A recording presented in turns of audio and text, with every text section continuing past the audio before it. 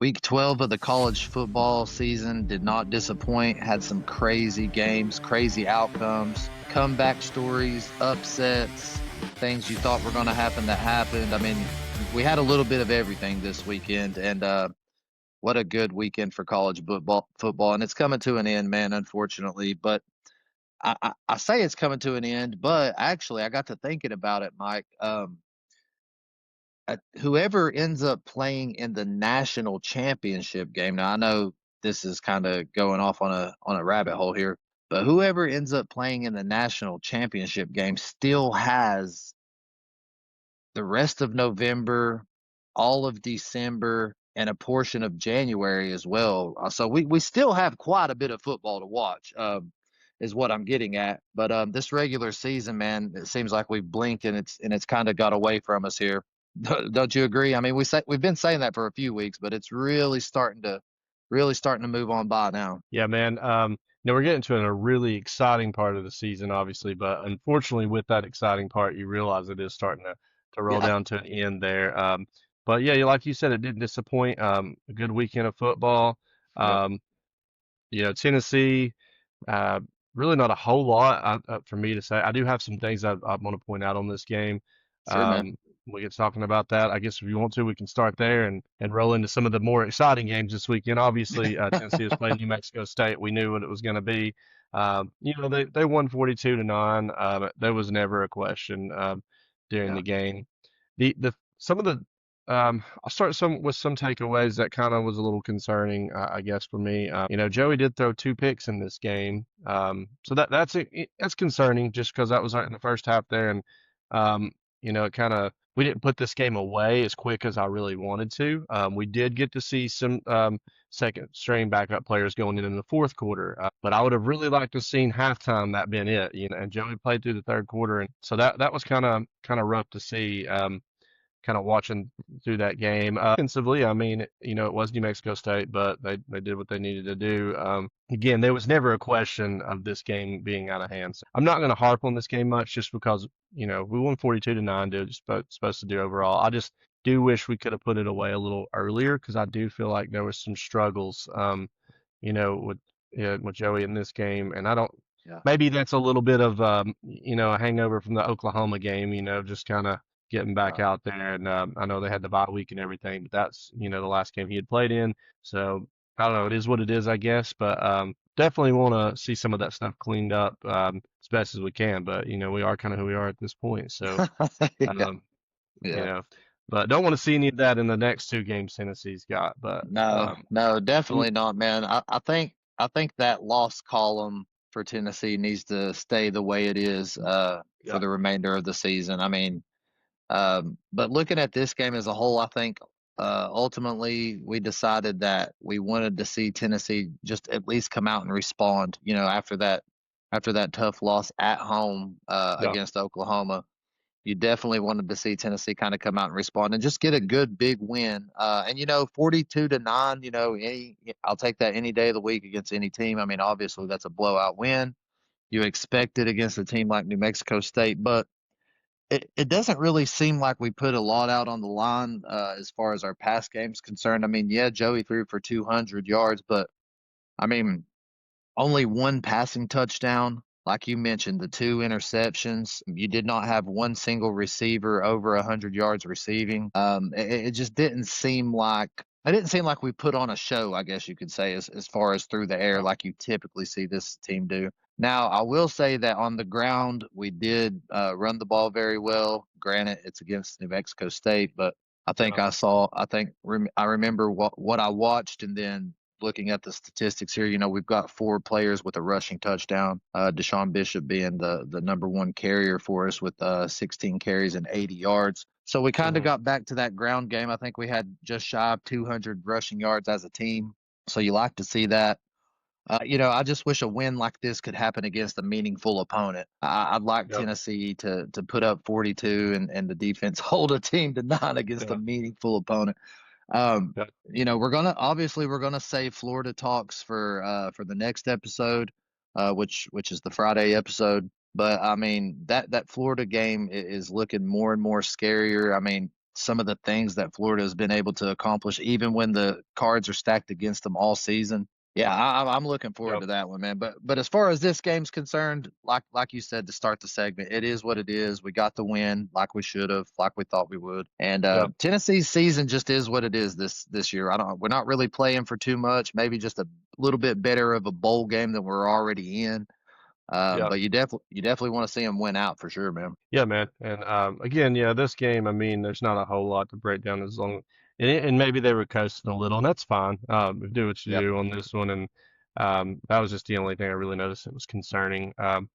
The the Florida game, like you said, yeah, that's we'll definitely talk about that because you don't know if you're going to get the Florida team that just goes toe to toe with Georgia, or you're going to get the Florida team that we could beat by this score 42-9. Kentucky, that's just you don't know which team's going to show up for Florida, so that makes it nervous. But more on that later on. But yeah, I mean, do you have anything really else on this game? I mean, we I got a lot of mean, better games to talk about this weekend. I feel like so. for sure. I mean, the only other thing I'll say, and you touched on it, but I'll dive a little bit more into it. Regardless of the score and the timing of it and all that stuff, I mean, I think it would have been, it should have been a priority, regardless of the score, for the second string quarterback, at least the quarterback, to see a lot more playing time than what he saw. I mean, George McIntyre came into the game, got some snaps. Jake Merklinger came into the game, got some snaps, but none of them were meaningful. None of Yeah, them meant anything. They weren't even put in positions to do anything or make any types of yeah, plays. I mean, George McIntyre only threw the ball twice. Same with Jake Merklinger. These are, and regardless of who's here next year, um, moving forward, I would imagine that one of yeah, two of these guys, whether it's Jake or George, one of them's going to hit the portal. One of them's probably going to get the heck out of Dodge. yeah, With the 5-star quarterback Faison coming in. So I think if you're going to run with George McIntyre and kind of make him the front runner for QB1 next season, which is what it's kind of leaning towards and everything that I've seen, it would have been so important for him as a player and as his development to put him in, even in a situation where you didn't feel comfortable with the yeah. win. You know what I mean? Just let the kid go out there, make some plays, run the offense, and do something meaningful. But Josh Heupel is so notorious for not doing that, man. I mean, Yeah. and He and really and doesn't, man. yep, and I hope it doesn't come back to bite him, Yeah. next year because unless, like I think we mentioned this in the last episode, unless you go to the portal and get Yeah. another veteran style, experienced style quarterback, I really don't know what it's going to look like next season, man. To be honest, Yeah, man, and again, it was unfortunate that we couldn't have it so put away by halftime that we could have seen more of that. But right? I would like to think that even with us just kind of, coasting and beating them and like that we could have put either one of those guys in and they still Yeah. win this game. If those guys are not able to win this game or like extend the lead against New Mexico State, then there's more problems going forward. And I guess obviously if it got a little closer, you could put Joey back in, but it would have been nice to see a little more play time. Yeah, that is true. Yeah, that's my biggest takeaway from this game. But with that being said, Tennessee got the win. You love to see it as a Tennessee fan, and hopefully we can say the same next week. So moving on, like Mike said, we've got a lot of good games to talk about. The college football weekend was just packed with incredible games.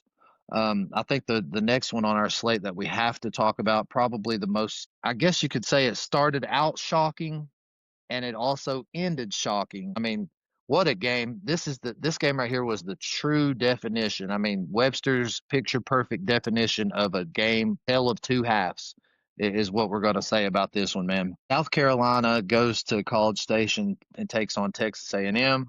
And if you didn't watch this game without any context, it was a 30-3 game at halftime, okay? 30-3, and you would probably bet the house on it that Texas A&M was winning at halftime 30-3. That was not the case in this one, was it, Mike? South Carolina came to play for at least one half and Yep. had the unbeaten number one team in the SEC down 30-3 at halftime, man. Down 27 points at halftime. what a before we talk about the game in its totality and the outcome, let's just talk about the first half. Um, Texas A&M looked like complete trash on both sides of the ball. They were missing tackles, missing blocks. Looked like a bottom level SEC team in that first half. Yeah, dude. Inaccuracy by the quarterback Yep. in the first half. He wasn't. I think I text you and said, man, he is not playing well. Receivers dropping passes, man. You know, Hmm. A&M finally got an interception there when it was, I think it was 20-3, and they Yep. got an interception there and took it deep and into the South Carolina territory on that. And man, they had, I think it was second or third and goal, one of those, but they hit a receiver in the end zone, right in his hands, dropped it. One of their most reliable receivers to Hmm. add to that. And then, so they had to settle for a field goal, which they missed. A chip shot field goal bounced right off. I mean, it was at that point when I seen the interception and that I thought they were going to score, make it 20-10, I realistically thought, okay, that's the spark. Texas A&M is going to take this game back Yep. now. But then I seen that, and then South Carolina go back down and score. Yep. I thought, man, I thought that I was like planning on putting them on the upset alert because this game is over at that point. Um, and yeah, that first half just absolutely dominated by South Carolina, but Texas A&M did not look like theirself. No, they didn't. I know they're a second half team, but they usually play decent in the first half. And Yeah. and yeah, man, they just I don't know. It's like I mean, it's like both teams switched jerseys or something, dude. It For was that second insane. half. Um, it doesn't make any sense, but that's why that's why you got to play 4 quarters. Because South Carolina didn't just go cold, they went ice cold in the second, Yeah. man. I mean, Yep. they couldn't get anything to work. As good as their first half was, and as bad as Texas A&M's first half was, theirs Yep. was equally as bad for the second half, man. It was just Yep. it's crazy. Unfortunately for South Carolina, you have to play 60 minutes of football. Okay. And there's a lot of teams that you could probably do this to in a first half and beat them. You know what I mean? There's Yeah, a lot of teams that would probably fold down 27 at halftime. There's a statistic floating around out there, and I wish I would have wrote it down, and I think they actually flashed it during the game as well. But it was SEC teams trailing by 27 at any point in time during the game were like 0 and 270 something, like it dated back to like the 2012 season or something like that. yeah, SEC teams down by 27 in a game were 0 and 200 and whatever. And yeah, now they are 1 and 200 and whatever because Texas A&M comes back in that second half and really just puts on a master class of coaching, playing, executing, um, you name it. You name it, Texas A&M did it in that second half, man. Ended up coming back and winning 31-30, held South Carolina yeah, scoreless the entire second half. I didn't actually start off watching this game, to be honest with you. I was watching another game. And you texted me and you said, dude, I don't even know what to think about college football at this point anymore. And when I flipped it over, I saw that it was like 20-3 or 27-3 or something I yeah, flipped it over almost towards the tail end of that first half. And then when you see Texas A&M and M and how they came out, I mean, you want to talk about picture perfect halftime adjustments, man. I mean, they come out in that third quarter absolutely on fire, score 21 straight points. yeah. Um, and at that point, how could you not think that the undefeated number 3 team in the nation was going to come back and win? I mean, from that moment on, I was glued to the TV because I wanted to see it happen. Yeah. Um, uh, Really, I mean, to put it into lack of better terms, man, what an absolute embarrassment if you think about it for South Carolina and Shane Beamer. I mean, my gosh, man, you probably thought you had the game won, and to their Yeah. credit, most people probably would, and your team just falls flat. I mean, just as flat as you can fall, man. And you got to play 60 minutes. You got to play the whole game. I mean, and you look back, they lost the game to Bama within the last couple minutes. That one week, and then now they lose this. I mean, at this point, this might be the choke artist of the year, man, because they have. I mean, I feel for their fans because they're having I mean, these are big teams that they could have beat. This is the Yep. number 3 team in the nation. Bama, which I know they've dropped recently, but they had got up to number 5. I mean, you've got big teams that they've had opportunities to win here, and Yep. and a disappointing season. If that doesn't say South Carolina's season, right there, had moments that Uh-huh. shows you what they could have been, but at the same time just have not executed this year, um, and looking back at Texas A&M, like we say, great teams find a way to win, I do. and they definitely did that. Now I will say it is maybe for them and for their fan base, they better hope that that was their moment to get that out of the way on playing really Yep. bad. Because if Yep. you do that in the SEC championship or you do that in the playoffs, Yep. or against some of these better opponents that you're going to have, you're not coming back from that, and you're going to lose that game. Hmm. Um, so maybe that was Texas A&M's one bad half that they can be like, all right, it's kind of a wake up of like we can't do that anymore. Yep. So that is concerning, I would say, late in the season like that. But they did find a way to come back in and win that game, so kudos to them there. But yeah, with South Carolina, man, it's just been a disappointing season, man. Yep. You know, um, Yeah, yeah, and man, I remember our preseason ranks whenever we were talking about SEC teams and players that were going to look good this year and all that. If I'm not mistaken, I had South Carolina kind of high up there, just because of their quarterback, and I knew his skill level and what he was capable of. But hmm man, like you said, what a disappointment. Yeah, really, just crazy. I really don't know how to explain it, man. Especially this game. yeah, Um, it's kind of stuff that'll make a team give up for the yeah, remainder of the year, stuff yeah. like that. And this game really wasn't on my radar coming into this week. I don't even know that No, you and I talked about it, to be honest we with didn't you. make predictions or Um, anything, so so I mean, and we realistically, you shouldn't have had a reason to. And that's yeah, probably the approach that Texas A&M had coming into this game, and I think it showed with their play in the first half. yeah, Um, and that just goes to show you how dangerous it is when you overlook an opponent. But luckily for Texas A&M, they have the skill players, they have the ability, and they overcame a situation like this. Like you said, Mike, good teams find a way to win even when they're faced with adversity. I absolutely. I don't know that I've seen a comeback like this though, man. I mean, I was almost certain at halftime that South Carolina had this game won, man, and obviously they thought so too.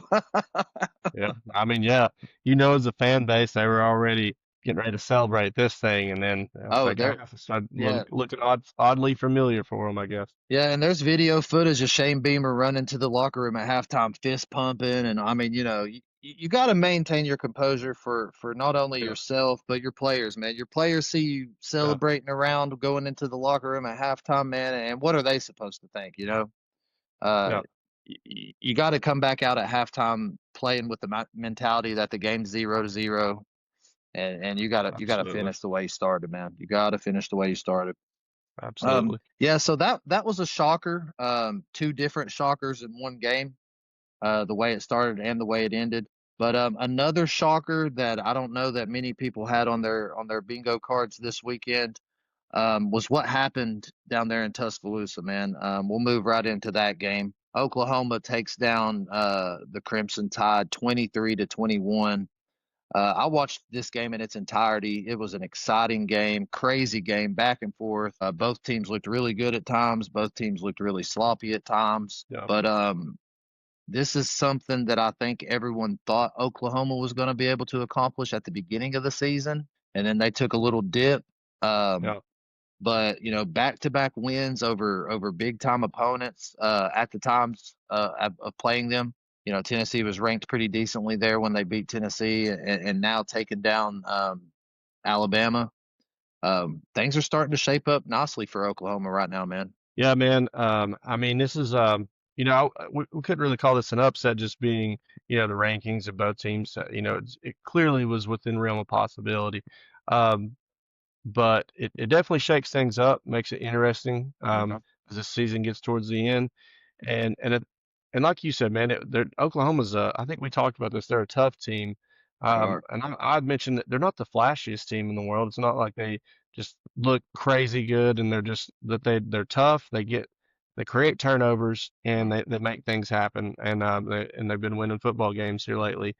Um, with Bama too, Bama's been on a streak, man. So ever since that first game of the season, they haven't lost, and it's unfortunate for Bama that they had lost that Florida State game. Not that the season's definitely Bama's right there in the mix of playoffs and actually right there in the mix of SEC championship as well still. But it was bound to be at some point you're going to probably lose a game with as tough as the schedule that they had had. I mean, look how many ranked opponents they had beaten there.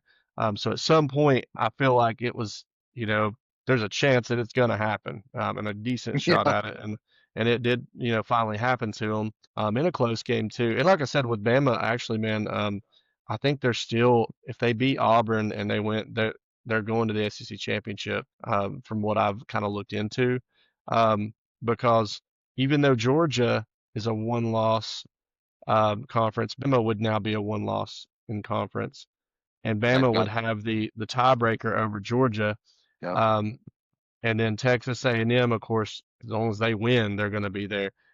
And that might be wrong, but that was something I was reading into. But I would imagine that's how it would work because it's through the conference. Bama and Georgia technically have the same conference record at this point. So right, right. um, Bama, even though Georgia's ranked higher and everything, Bama would still be right there into getting in. Now, Ole Hmm. Miss, I would have to look at that because I think they're a one-loss team. So Yep, they in are. in the conference, so that might factor some things too, though. However, that would work out. So it's made it interesting though because that's several teams right there.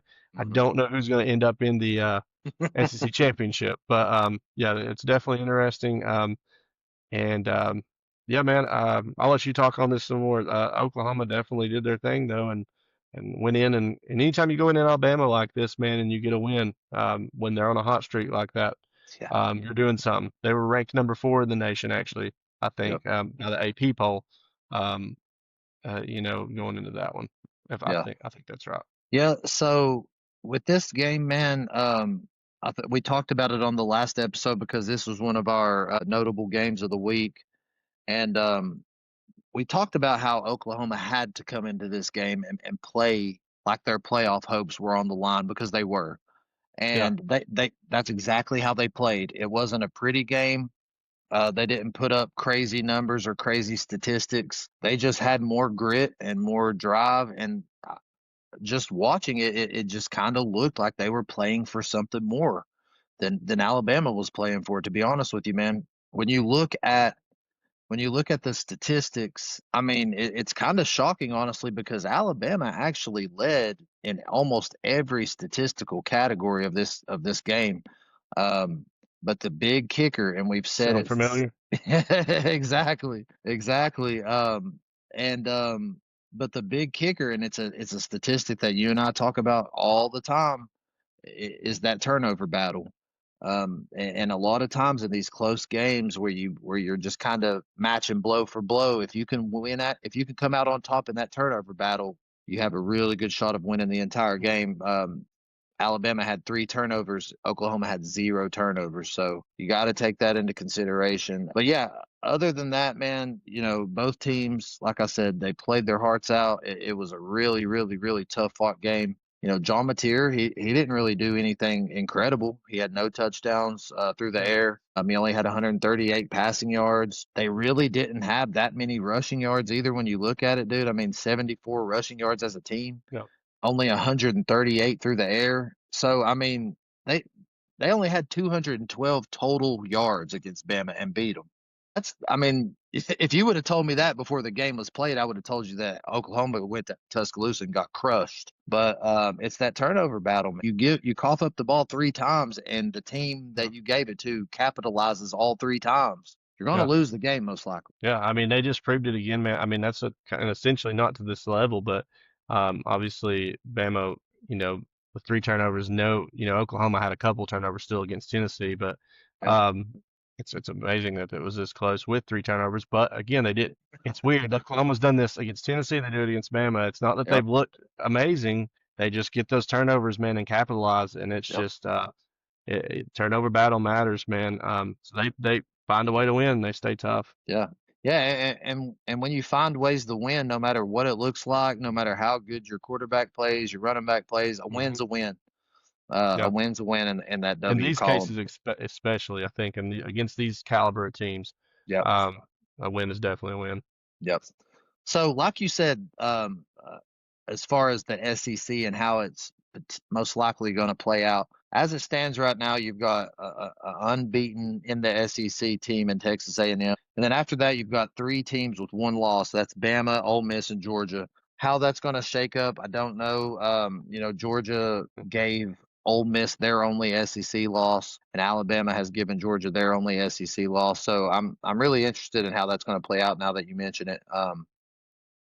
Bama overall is the only two-loss team out of those four teams, but that one loss is not a conference loss to Florida State. So we'll Yeah, just have to see how it plays out, man. It's gonna be wild down the stretch.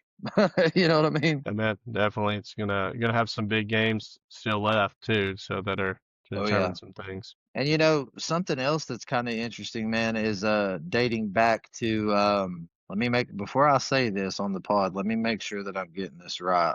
Let me find it. If I'm not mistaken, man, Oklahoma, where is it? I feel like Oklahoma got the best of Alabama at some other point in time. I can't remember. But anyway, I'm not going to spend too much time on it. But yeah, what a game. All right. So moving on, unless you got anything else to say about that game, man. No, it's always good as a Tennessee fan to see the Tide go down, I guess. But yeah, Yeah. I'm also not going to take pride in other teams' loss that we didn't give them. So Yeah. Well, it seems like all you got, like after an Alabama loss, and I guess it's just because it doesn't happen that often. When you get on social media, it's almost like it's the number one team that people love to see get beat, man. I yeah, mean, you know what I'm saying? It's undeniable. You get on social media and people that haven't posted anything about college football all season long will say something about Alabama losing. yeah, especially in But our area too. We right, that's see it what a I mean. lot. Yeah. Oh yeah, But that's just a testament to their success, man. I mean, people love to hate, So oh yeah, kudos to them. But yeah, kudos to Oklahoma, man. I'm not taking anything away from Oklahoma. They got the job done. Something absolutely. that not too many teams have been able to do this season. So um but speaking of big games, and this is another big time game, another game that had potentially playoff implications in it. It's a game that I enjoyed watching, and I do have some stuff to say and things that I noticed and takeaways from this game that I'll somehow intertwine with other teams, and I'll explain all that when I talk about it. But Texas goes to Athens, Georgia. They take on the Bulldogs, and they basically get stomped out, man. Pretty much 35-10. Georgia takes care of business. Um, you and I both predicted this game. We didn't really think that it would be a game. I don't know how I thought the game was going to play out, but I what do think you think? I did try to take the upset just as out on a limb there for the. Oh, okay. So yeah, I can't take credit there. I did take the upset just with Texas playing the Oh, way okay. they were. Went out on a limb for it. Maybe deep down in my mind, I think I might have known, but I didn't really know that was going to be this big of a win. But dude, I mean, at this point, you're gonna have to start calling them the Texas Bulldogs, man, because Georgia's owns that school. 100%. 3-0 against them, two wins last year, one win this year. Since Texas has been in the SEC, Georgia has not been nice to them. Right. A dominating win for Georgia. Honestly, man, for me, something this game did, and I know Texas hasn't looked like how they're supposed to this year. So, Yep. you don't want to put too much into that, but they had been playing well and they had crept back up into the top 10. Georgia just kind of really showed how good of a team I think they are. Yep. Um, I know they lost to Bama, but Bama it was a close game. Um, and I think Georgia might be that moment that they're kind of catching fire a little bit late here in the season. Um, because they were playing those close games all year, minus the Mississippi State game last week, and then now against Texas this week, dominated them that way. So Georgia might be setting herself up here for the end of the season to really gear up at the right time, man, and make a run potentially. And anytime, just, I've said this with Georgia, with Kirby Smart, if they're in the playoffs, man, I still think they could be one of the more dangerous teams. Just having him as the head coach and their talent, so I think they'll be a very dangerous team come playoff time. Yeah. Yeah, I agree with you, man. Watching this game, and watching how everything unfolded, um, I feel like Texas, they just didn't look, and I don't want this to sound too brash or just too blunt or whatever, but it's almost like they didn't even look like they were on the same caliber as Georgia. I know you texted me at one point during the game because you were watching it, I was watching it, and you said, "Dude, can Texas wide receivers even catch a pass?" And it was pretty bad, man. I mean, these guys were dropping almost everything that was thrown to him. Arch was putting the ball, for the most part where it needed to be. Some of these guys were Yeah. dropping wide open passes. Yeah, dude. And I think I texted you back and I said, man, I think these Texas wide receivers are scared to get hit, dude, because Georgia was absolutely playing a very, very physical style of football. And Yeah. I think that's what they take pride in, man. I mean, you look at years past and that Georgia defense has always been their marquee of their program, and they play physical, they play fast, they play hard.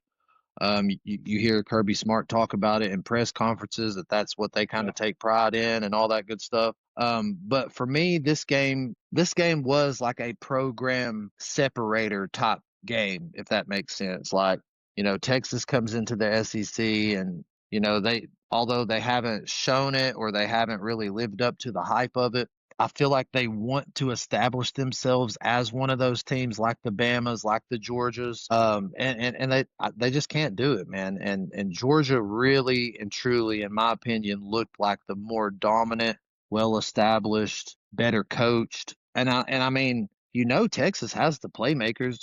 They've got the five stars across the board. It's just a different cult. It's a different culture. It's a different mentality, and it shows on the field, especially in a game like this, man. Georgia's just Georgia, man, and I think all season long we've kind of had them in that upper echelon tier where they belong, and it wouldn't surprise me at all, like you said, if they didn't make a deep run into the playoffs. And who knows? I mean, the sky's the limit for any Kirby Smart coached football team, I feel like. Um, and there was some impressive coaching decisions made in this game that I'd like to talk about after you say whatever else you got to say. Yeah, no, I mean, honestly, man, I think you about covered everything else I was talking about with it. And like you said, they definitely, those receivers were, I mean, and that is when they, I will point out, Arch Manning did have some passes that were like right on target, man, that were getting dropped. So I'll give him that credit. But Yep. yeah, Texas just seemed outmatched. That's the perfect way I think I could sum it up. Yeah, I mean, when you look at the two quarterbacks, Arch didn't have any help, obviously, with all those dropped passes. He went 27 for 43. That's not a very good percentage at all, man. But they were trying. I mean, obviously, 43 attempts. They were trying to force the Yeah. ball through the air. Yeah. And maybe Which shows me the run game might have been shut down too, right, as right. well. Yeah. Well, it was more than shut down, Mike. Texas had 23 total rushing yards the entire So. game.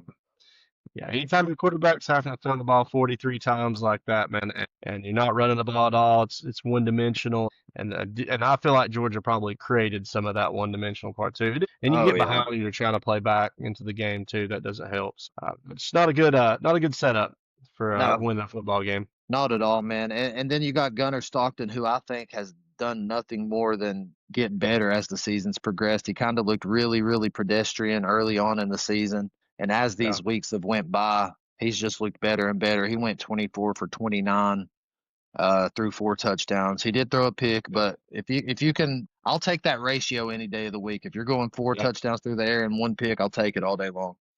yeah, Um, so I want to talk about real quick, and then I want to bring this up, and then we can move on. But I do want to talk about how Kirby Smart, the way he kind of separates himself from all other coaches in the SEC. You and I, as Tennessee fans, we obviously know Josh Heupel's tendencies and things that he's probably going to do during a game and things that he's not going to do during a game that we probably should at least try to do in a game like this. Georgia's up 14-3 at halftime. And a lot of times, and I'm going to compare it to Tennessee just because we followed them so closely. Anytime Tennessee has a lead, and you and I've talked about this, Tennessee plays a little more conservative. They play a little softer. and it's cost them in a lot of Yeah. games. In Yep. more games than we'd like to admit, it has Josh Heupel's conservative ways when he has the lead, and it doesn't even have to be a big lead. He starts to dial it back a little bit and play not to. He plays not to lose. He doesn't play to win. Watching this game, and not that I had doubt, but it just reminded me and cemented in my mind of just how much further ahead this program is than other teams, this coaching staff is as other teams, because there was a moment in time in the fourth quarter, and I don't know if you saw it, but you probably did if you were watching it. Georgia gets the ball in the fourth and they score, and they score pretty quickly. It's like towards the tail end of the third quarter, and they punch it in to begin the fourth quarter. Pretty much is Mm. what happens. Yeah. I know Okay, where you're going. okay. This is some of the most we're gonna put our foots on your throats and and put you away moments that I remember seeing in football. Georgia scores Georgia scores early in the fourth quarter, and there's like 14 minutes left, so they just score a touchdown. They go to kick the ball off, and there's 14 minutes left, and they're up in the fourth quarter, and they kick an onside kick, get the ball right back, and go right back down the field and score again. And that moment for me was just like, this guy is a psychopath, man. All he wants to Yeah. do is just crush every single team. That mentality, it's like a Yeah. killer. We're going to kick you while you're down and step on your throats. That mentality is a championship pedigree mentality, and that's why they've got the rings to prove it, man. That moment right there just Yeah. stuck out for me, man. Because correct me if I'm wrong, it was Texas had I think before that you were looking at 21-3, and Texas had made this like either 21 or 20-10 or something like that Yeah, it shortly was before like, those two touchdowns happened, and yeah. it was starting to become a little bit of a game. Hmm. And then when Georgia goes down and scores, then he did that, and that just ended it right there. Didn't even allow an opportunity to make that a game again. Right when it had started to, Texas scored a touchdown finally and started to make this a little bit of a game at that point. Um, Hmm. just ended that real quick. And yeah, what a gutsy call. Um, might have been a little bit crazy call too, but it's those type of calls that you got to go for sometimes in those moments is what like you said, as Tennessee fans, we'd like to see a little bit more of that Yep. type of stuff. But when we got the lead, but yeah, gutsy call and it worked out for him, man, and that really just ended the game going down and scoring like that. So Yeah, when I saw that, man, I literally I remember kind of standing up on not standing on the couch, but standing yeah, up from my couch, not yeah, on the couch. yeah, And I was just kind of like this, like what yeah, on earth just happened? They didn't even line up for an onside kick, and that's why they got it. Realistically, yeah, Texas just thought that they were regularly kicking it. But man, you love to see that type of mentality, and yeah, it's just different, and that's kind of what separates them. I wanted to eventually get to that point in this segment. I've been itching to talk for about that sure. moment in that For game. sure, man. It was wild. Definitely was. It was a wild, wild moment, and Only a wild Kirby, game man. to show like how good Georgia is in this part of the season. I think so. 100%, 100%, man. Um, so aside from all those games, I know we've talked a whole lot about SEC teams in this episode. But that's just how the ball rolled this weekend. We did talk about other games in our Friday episode. I know that we mentioned the Notre Dame Pittsburgh game. I think both of us picked Notre Dame, if I'm not mistaken, to win that game. Yeah, And yeah, they did. Yep, 37-15. I think we did mention the NC State game and Miami game. I foolishly picked NC State to upset Miami. That did not happen by any means necessary. You it got that one happens, right, man. Mike. Yeah, the Miami team that I guess that I said it. The Miami team that have how talented they are and everything. That team showed up, Yep. and they don't always show up. And Carson Beck showed up for that game too. So Yep. uh, And another team that I don't think we mentioned this game in our episode on Friday, but I'll just mention it really quickly because it is a team we've mentioned that's kind of sneakily staying in the playoff talks, and that's USC, man. They went toe to toe with Iowa and got another yeah, ranked win under their belt. So kudos to them. 26-21 USC takes down Iowa. But that all kind of leads us to this game right here, and it's a segment that we love to talk about because it's just one of the most interesting things that can happen in college football, and that's the upset alert. Got an upset alert. Yep, the upset alert of the week. Louisville, who, if I'm not mistaken, at the time, or were they ranked number 20 at the time, Mike, or what is it? I think unless it's updated here, I could be wrong about the ranking. They might have even been ranked in the top 20. Okay. They were 7-2, and normally it's kind of crazy to think this is how football's kind of went this year. It's kind of wild to think that you'd call this an upset. Like the Clemson Tigers beating Louisville. You know what I mean? Like that's Yeah. just not normally something. But you're looking at a 4-5 Clemson team, man, that came in, and Clemson's won a couple games here, got themselves 5-5. They could still be bowl eligible. Um, Yep. but you have to call this an upset, man. I mean, a 7-2 ranked Louisville team against this Clemson Tiger team that's 4-5, and at Louisville as well. And Clemson came in and got the job done. So Yeah. Yeah, because we talked about it there in the past about how the ACC is kind of a tight race. You had a lot of one loss and two loss teams coming into that game. Louisville was one of those two lost teams in the ACC. And Clemson has been out of it for weeks now, and finds a way to win over that Louisville team. Yeah, you just never know what's going to happen in college football, man. I mean, that's just the beauty of the sport. Clemson has obviously had their downfalls this season. Um, a lot of people have talked about they'll even be surprised if Dabo Swinney is still the head coach there at the beginning of next season. yeah, Anytime your coach is on hot seat talks, you know you're not having that good of a season. But like you said, they found a way to win here back to back weeks.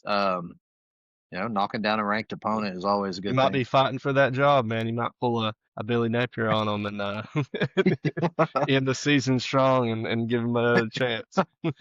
Extend his life down there Yeah. a little bit. To be fair, he does have a little bit more in his resume to be able to stay there though, with a couple championships and stuff too. So I guess that could kind of make him hold on a little longer. Yeah, yeah. Dabo does have a a more recent dynasty, I guess you could say, if you want to call Yeah. it that. But yeah, the upset alert's always a fun segment to talk about, man, because you never know what team's going to be in it. And like you said, we almost thought A&M was going to make their way into our upset alert segment, but they did not. Sure. It's a segment that's not guaranteed each week, but have you Yep, noticed we've got it most weeks? There has been, I think, one or two where we didn't have one, but yep, most weeks, man, we've been able to give you all an upset alert. So that's yep. what makes college football so fun. Heck, man, we had one week one. Remember, I mean, Florida State taking down Bama week one. Off That's the probably rip. one of the craziest upset alerts that we had. Mm, So Mike and I talked about weekly moving forward, going over the college football playoff rankings. And the way that we record these episodes, unfortunately, on our Tuesday episodes, where the college football playoff rankings come out on Tuesdays, we would have already recorded our episode. So I think what we're going to do moving forward is we're going to talk about the college football playoff rankings on our Friday episodes. Going to try to squeeze that in there a little bit, maybe somewhere around the top five SEC rankings yeah. segment. But for now, we're just going to carry on our tradition of our Tuesday episodes, and we're going to react to the top 25 AP poll. And got it right here in front of me. There are some pretty massive changes. One thing that sticks out to me, and I hate it, I can't stand it. I don't even see how they come up with it. If you look at the Texas Tech and Oregon, they are tied somehow for sixth. I don't Mm. understand how that works. I don't see how they come to that conclusion. Um, unless I'm just looking at something that you're not looking at, Mike, that's what I'm seeing. I see the same thing right now. I don't like that. Yeah, somebody's got to be six. Somebody's got to be seven. If it's that close, it's just that close. Pick somebody. I don't know. There's got to as many statistics and things that we break down in college football, strength of schedule, all those Yeah, things. Something can differentiate the difference in six and seven, and you can yeah. just roll with that. I do agree that that's a tough one to look at there and just see six and both of them tied at Yeah. six. Yeah, But that's hey, the whatever. number one thing that kind of sticks out in my mind. Other than some of the more obvious things, I mean, Oklahoma taking down Bama, that drops Bama out of that. What was Bama? Number four? I think, or five. Yeah, 4 and the AP poll, and they're number 10 now. So Yep. So taking that loss to Oklahoma, even though it was a tight game, what a tough loss. I mean, I think at the time Alabama had a 17 game win streak at home, yeah, and an Oklahoma, really a suspect Oklahoma team comes into to town and beat you in your own home stadium. That's kind of crazy, but yeah, this thing's yeah. shaping up kind of wild, man. Yeah, man. And something that I noticed here, which I know Oklahoma got the bump up to 8, and I guess like, the rest of them kind of stay the same. Georgia moves on up, Ole Miss, Texas Tech. So I guess that's why I do see why. But Notre Dame, had a pretty good, solid win over over a top ranked team or a Yeah, top 25 ranked team, yeah, and they set at the same spot. But I guess the way the rankings with how it works. I don't know. Maybe Notre Dame could be bumped to 8, or and Oklahoma 9. But if I was going to change anything, but I don't know. Oklahoma had obviously a big win, so they deserve that too.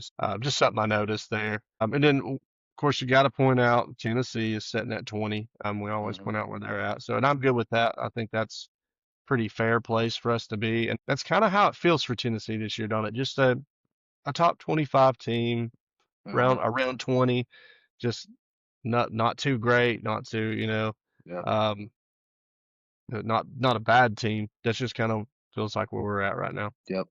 Yeah, and it's better living in that place than not even mentioned at all. I mean, Yeah. I 20 think years I've seen that. So yeah, yeah.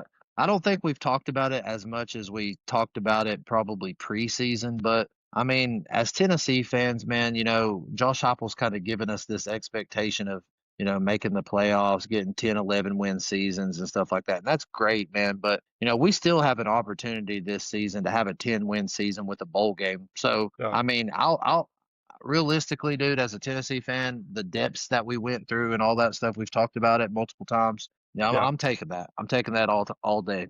10 win seasons, making a decent absolutely. bowl game and get that 10th win. That's success in my opinion. I would agree, man. And so I'll definitely take being 20th at this late in the season, and and hopefully we finish strong. But yeah, I agree on that. And yeah, shake up of things. Have been some teams just kind of move up some other spots. Texas, of course, dropped. Just moving some of them other teams up some.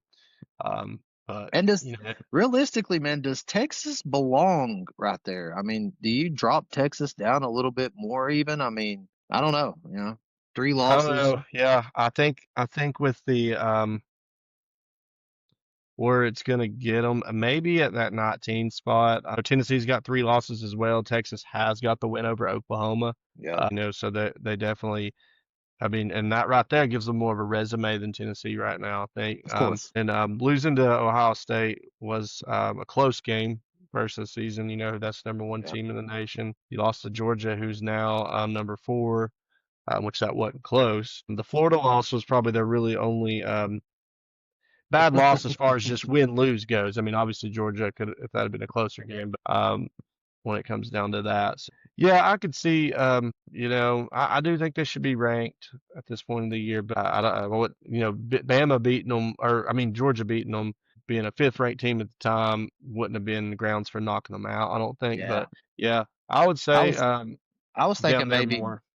Yeah, I was thinking maybe bumping Michigan and Virginia up and just putting Texas right there next to Tennessee at number 19. Yeah, and I definitely think Michigan too is one of those teams that deserves to be ahead of them. Yeah. And with the way it's worked this year, because they're a 2 loss team, but and there's looking at this, man, there's a lot of little teams that are like 1, 2 losses. hmm There's Georgia Tech, but they did drop a spot even though they won, but it wasn't a close one. I was afraid Georgia Tech was about to take Yep. another loss, man. Yep. This is a bad time Yep. of the year to be struggling. Um, Yeah, it is. You really want to be on a upward trajectory this late in the season, and those top three teams in this poll, really top four, really look like they belong. They really yeah, just win in big ways. Will we see a shakeup? Will we see a shakeup in one of those top three spots? That's to be seen. A lot of these teams have some tough last couple weeks of the season. So as far as the Fourth and Whatever podcast goes, we'll be bringing you all that good stuff. Yep. Um, I don't know, man. You never know what's going to happen in this crazy game that we love. You don't, man. It's wild, man. It can be great. You can have your great moments and make you feel on top of the world as a fan, and then Yep. man, it can humble you real fast. It really can. Without a Um, doubt. But I think that's all. I think that's good for this episode, Mike. To be honest with you, yep.